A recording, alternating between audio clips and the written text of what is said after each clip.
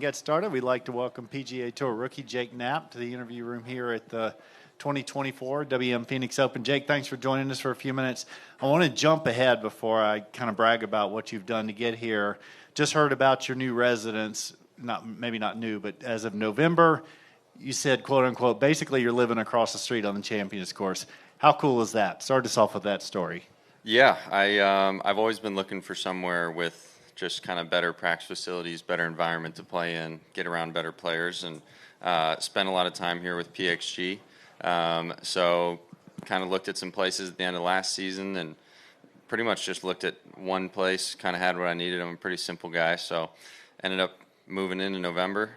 Been here since, went back for the holidays. But yeah, being across the street for this event makes parking and logistics a little bit of a nightmare, but being able to practice here and to play this course a bunch in the last 3 months has been really nice, and obviously getting in this week makes it much better.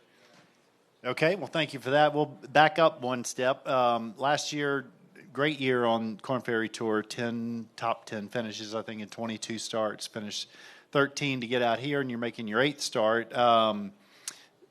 Top 5 finish at San Diego Farmers Insurance Open a few weeks ago, get you in here. All that said, just a few comments on how comfortable, confident you're feeling as you're kind of making your way through your rookie year on tour. Yeah, I think I got my PGA Tour card at the right time. I think if you would have put me out here 3-4 years ago, I don't think I would have been ready to handle it in terms of the preparation, the style of courses, everything else that goes on. I think it would have been a lot for me to take in. Now I feel super comfortable, just kind of where I feel like I'm supposed to be. Last week felt great. Never really got super anxious or excited or really nervous at all, to be honest. Just felt this is what I want to do, just going to work, hitting shots, and it was a lot of fun. It was a great experience, and obviously I'd like to have it over and over again. And one last one for me, and then we'll take a few questions from these guys out here. You're sitting just outside the top 5 on the Aon Swing 5. Obviously, at 6, you want to be in 5 to get to Genesis. How much is that on your mind? Not much, to be honest. I mean, obviously, I'd love to be in that Aon Swing 5, but I've just kind of always said you play well, it takes care of itself. So, if you start watching for points and things like that, you start to kind of get down on yourself if you don't hit those marks. So, obviously, I'd love to play my way into the Genesis at Riviera, being from SoCal and going to UCLA, playing there a decent amount would be a pretty awesome event to get into. But yeah, just going to go out this week, try to have a solid week, and see where it puts me. Okay. With that, we'll take a few questions. We'll go right here. This thing is loud. Your swing has gotten some attention on social media. It's kind of throwback a little bit in how kind of long the backswing is. Has anyone ever tried to shorten that up? Has that always been a feature of your swing? I've had some people try to shorten it up a little bit. Luckily for me, I've had pretty much the same coach my entire life, John Ortega. So he's kind of always said your swing's going to get naturally shorter as you get older. So he was like, why shorten it now? He kind of, every time I would say I wanted to change something about my swing, he would show me 5 guys in the Hall of Fame who have done that exact thing and had a lot of success. So we've kind of just done a good job of working what I have and then just trying to create the best version of it. And then we were talking a little bit about you wanted to get soft. You like long golf courses. Are you excited kind of about the big courses that are to come on the PGA Tour? For sure. I mean, I think the longer, tougher the golf course and the conditions can be, I just enjoy that test a lot more. Weeks like Torrey Pines, I know some guys have said like horses for courses, and like I couldn't agree more. Like that's just a good golf course for me. If I can hit driver a lot, it's going to benefit my game. So yeah, I enjoy those weeks. I mean, I think it obviously makes it a lot tougher for some guys. But yeah, I just enjoy those kinds of tests for sure. Go either KP or right behind you, either one that you can pass the microphone to the other. Jake, what are your thoughts on playing number 16 this weekend for the first time on the PGA Tour? I mean, I'm excited.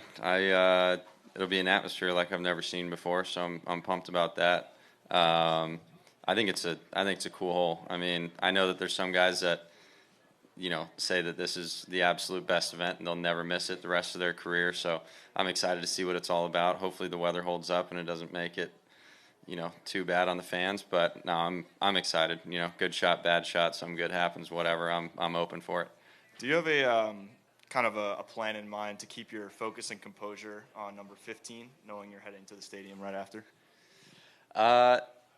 Not really a plan, to be honest, but I do a pretty good job of just staying in my lane and keeping my tunnel vision. So, we have some kind of fun stuff planned on 16 that my caddy and I have talked about, throwing some stuff out and whatnot. But, we kind of both said, it's like, let's just make sure we don't let one hole affect the other 17. So, just going to do our best to go about our business. And then on the walk over, it's okay to get a little bit excited and then take a deep breath and go about your work.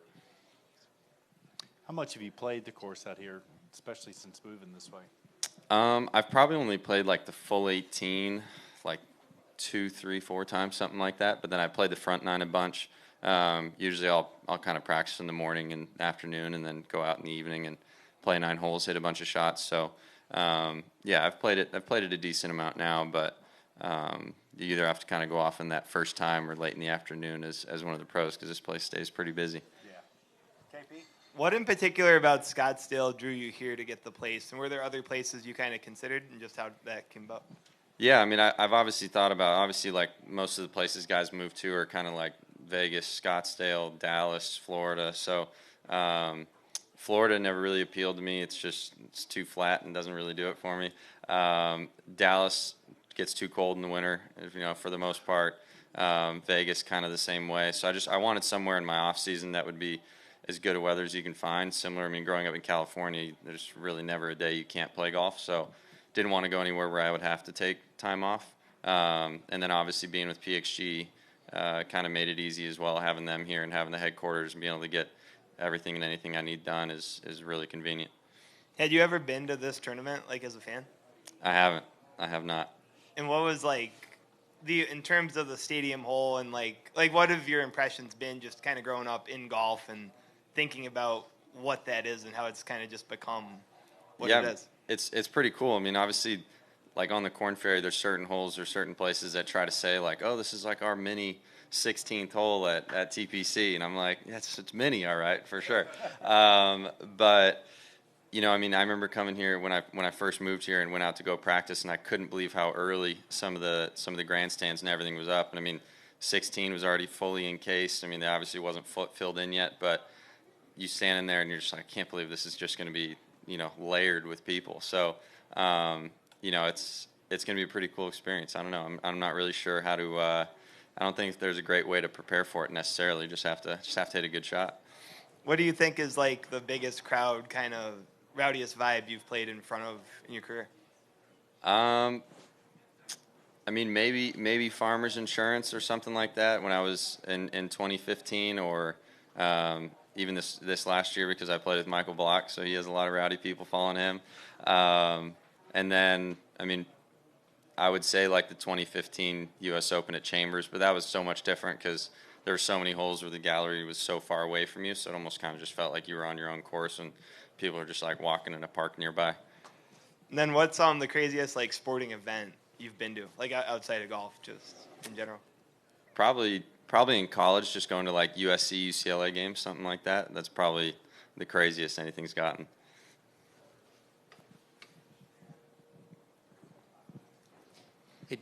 Hey Jake.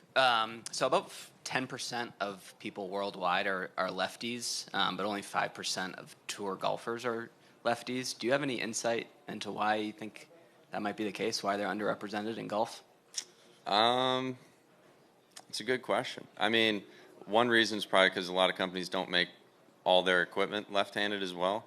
I mean, I know when I was a kid, my dad said that I started taking swings lefty, and he just put a right-handed club in my hand and was like, we're not paying for 2 sets of clubs. You're getting hand-me-downs from your brother. So, yeah, I know it's not obviously super common, but I also know there's a lot of companies who basically go out there and, they'll come out with a new club, and there'll be some lefties who want it, and they're like, yeah, it's only right-handed right now. So I'm not sure why there's a bias, but there definitely is one. So it was more comfortable for you initially to swing left-handed? Yeah, I mean, I play hockey left-handed, and then yeah, like I always like was a switch hitter in baseball and all that kind of stuff. But then, yeah, golf was just forced on the right hand.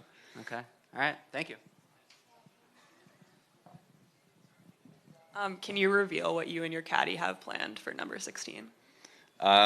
We have some fun original Penguin gear, and then some Anaheim Ducks gear that we're gonna toss out and around. Then he might put on a little outfit depending on how good of a shot I hit. Awesome. Thank you. KP. What was on the timeline of realizing you'd be into this event? I know a lot of the Corn Ferry Tour category didn't get in, and just top 10ing in from farmers. Yeah. So finishing top 10 doesn't get you into the event guaranteed, especially since the smaller field just kind of gets you into the category. So I moved up to, I think it was 4th alternate, and then I worked on a letter to send to the Thunderbirds and to send over to those guys and see if I could get an exemption. And they literally called me back the next day and gave me the exemption, which I was very grateful for. And then, fortunate enough, I think I called them on Friday around noon because I saw that I was in the event, and I was worried they were going to give my exemption away, and then maybe somebody else would get into the event, and then I'd fall out and would end up as an alternate again.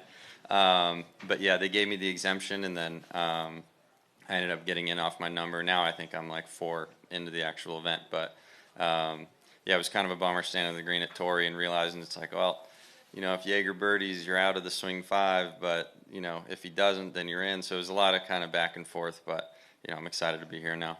So you were aware of that scenario at the end of Farmers, like as you were waiting?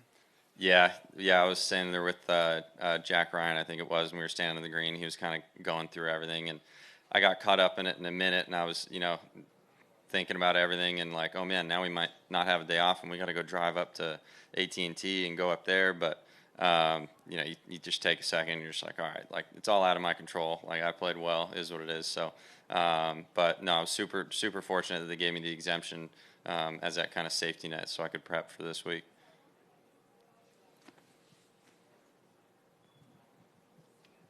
Hi, Jake. Hi. You mentioned playing with Michael Block. I'm curious, being a SoCal guy, did you have a relationship with him prior to playing with him, and were you following everything that's been happening to him over the last 18 months or so? For sure. Yeah, I mean, I wouldn't say we're super close friends by any means. We've known each other for a really long time, played a decent amount of golf together, and the Southern California golf community is a very small bubble, so we've known each other for a long time. When I Mondayed into the Farmers in 2015, I was actually playing a practice round and decided to cut across on like number 8 and jumped 18, and he was on the tee box, so we played 18 together then. He asked me to be his partner in this event as like a pro-am event, so yeah, we cross paths all the time and see each other all the time in SoCal. Anybody else? Okay, well, Jake, we sure appreciate your time and wish you the best of luck. Sleep well right across the street, and if nothing else. That I will. Thanks for the time. Thanks for having me. Thank you. Oh, it says win.